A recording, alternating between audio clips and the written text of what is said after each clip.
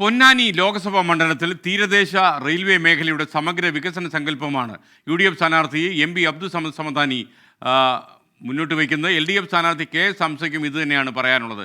എന്നാൽ Ponnani port ഉൾപ്പെടുത്തിയുള്ള tourism പദ്ധതികളും ആയുർവേദ സാധ്യതകൾ കൂടി പരിഗണിച്ചുള്ള പദ്ധതികളും ആസൂത്രണം ചെയ്യണമെന്നാണ് NDA സ്ഥാനാർത്ഥി നിവേദിത സുബ്രഹ്മണ്യൻ പറയുന്നത്. പൊന്നാനി പൂർണ്ണതോതിൽ സജ്ജമായി കഴിഞ്ഞു.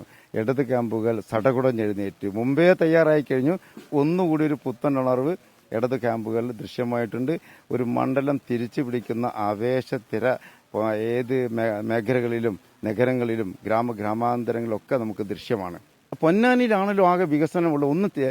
പാർലമെന്റ് കേന്ദ്ര ഗവൺമെന്റിന്റെ ഒരു വികസന പ്രവർത്തനവും കാര്യമായി എത്താത്ത, അതിനെക്കുറിച്ച് അജ്ഞരാണ് ഇപ്പോൾ പൊന്നാനിക്കാർക്ക് അതിനെക്കുറിച്ച് എന്തെന്നറിയില്ല. ഒന്ന് രണ്ട് സ്ഥലത്ത് ഇപ്പോൾ ഈ അടുത്ത കാലത്തായി കേരള അസംബ്ലിയിലേക്ക് ജയിച്ചു കയറിയപ്പോൾ രാഷ്ട്രീയത്തിന് ഇങ്ങനെ ഒരു വികസന മുഖമുണ്ടോ എന്നുകൂടി ഇപ്പോഴാണ് അറിയാൻ കഴിഞ്ഞത്.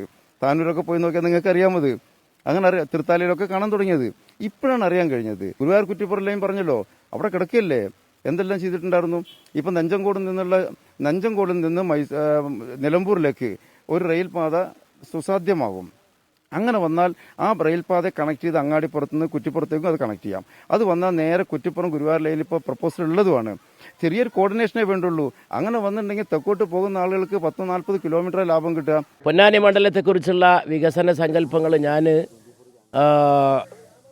മീറ്റ് ദി പ്രസ് മലപ്പുറത്ത് നടന്നപ്പോഴും പറഞ്ഞിരുന്നു. ഇനിയും കൂടുതൽ അതിനെപ്പറ്റി ഒരു രേഖ നമ്മൾ തയ്യാറാക്കുന്നുണ്ട്. അപ്പോൾ അതെന്താണെന്ന് വെച്ചാൽ, നമുക്ക് ഇന്ന ഒരു വിഷയമെന്ന് പറയുന്നതിനേക്കാൾ ഒരു സർവ്വതോന്മുഖമായിട്ടുള്ള, ഇപ്പോൾ ഉദാഹരണമായിട്ട് തീരപ്രദേശമാണ്. തീരപ്രദേശത്തിന് പറ്റിയതായിട്ടുള്ള വികസന പദ്ധതികൾ കൊണ്ടുവരണം.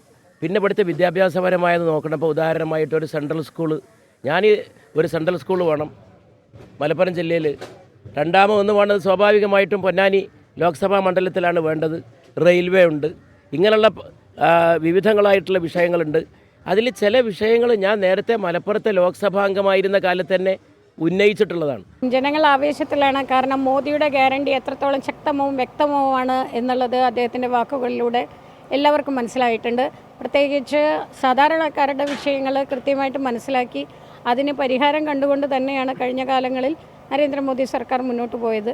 അതുകൊണ്ട് അദ്ദേഹത്തിനെ കാണുകയും അദ്ദേഹത്തിൻ്റെ വാക്കുകൾ കേൾക്കുകയും ഇന്ന് ലോകത്തിലെ എല്ലാവരുടെയും ഒരു ആഗ്രഹമുള്ള കാര്യമാണ്. തീർച്ചയായിട്ടും അതിന് വീണ്ടും ഒരു അവസരം കിട്ടിയതിൽ എല്ലാവരും സന്തുഷ്ടരാണ്.